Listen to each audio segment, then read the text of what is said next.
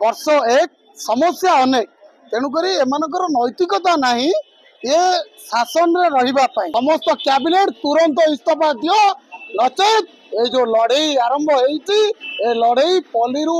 दिल्ली पर्यंत चलिबो। सब त्रुटि देखा जाउची ए ओटीटी एग्जाम रे 75,000 पिलांकर भविष्य सहित खेली आज जेहेतु ओटीटी एग्जाम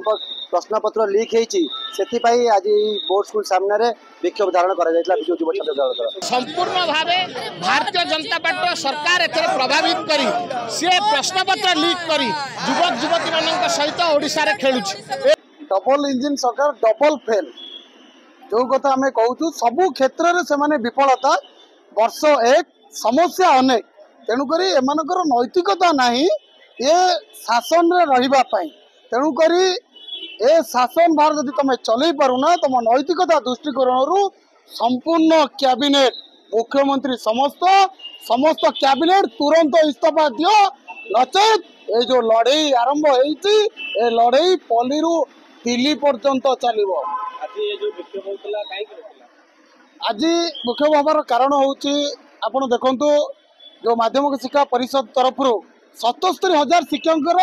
परीक्षा थिला ताकू गोटे राति रे बातिल करदेले प्रश्नपत्र लीक कौट हो जानी पारुना सरकार तेणुक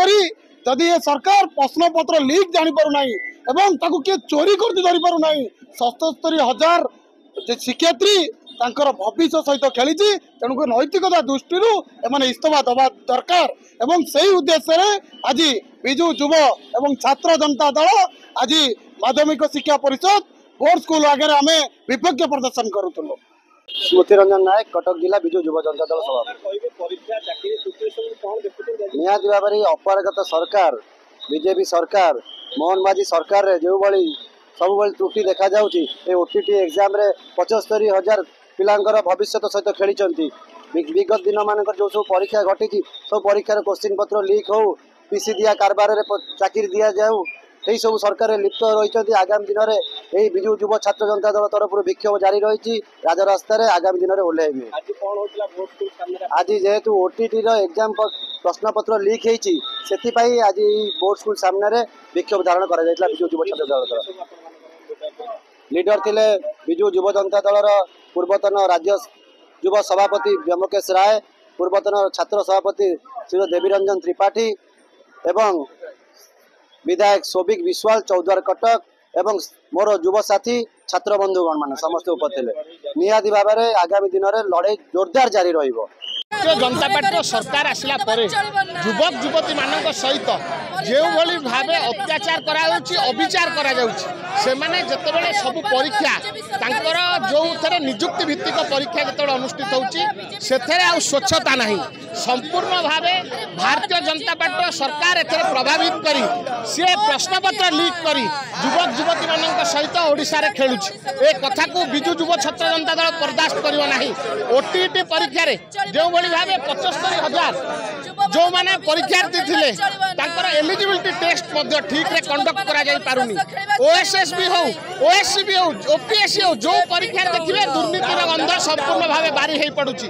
एआरआई अमीन आरआई परीक्षा रे मध्ये आज पर्यंत स्थगित होइछि ए सीधा सड़क भावे भारतीय जनता पार्टी सरकार उपरे प्रश्नवाची सृष्टि करछि। बहुत बहुत संस्कार आसिया दरकार बोर्ड कर्तृपक्ष सीधा सड़क भावे दायी एवं राज्य सरकार सीधा सड़क भावे दायी प्रिया प्रीति तोषण करी सी राज्य सरकार भारतीय जनता पार्टी सरकार आ पछरे अर्थ कारबार होती युवक युवती मान सहित मानसिक चापग्रस्त जो भाव होती राति 12टा बेले परीक्षा बातिल करा जाउछि परीक्षार्थी सेंटर को आसी फेरिक जाउछंती मानसिक दुश्चिंता जो मानसिक चाप प्रयोग कर भारतीय जनता पार्टी सरकार आ विरुद्ध में आमे मुख्यमंत्री मोहन माझी एवं गणशिक्षा मंत्री नित्यानंद गंडकर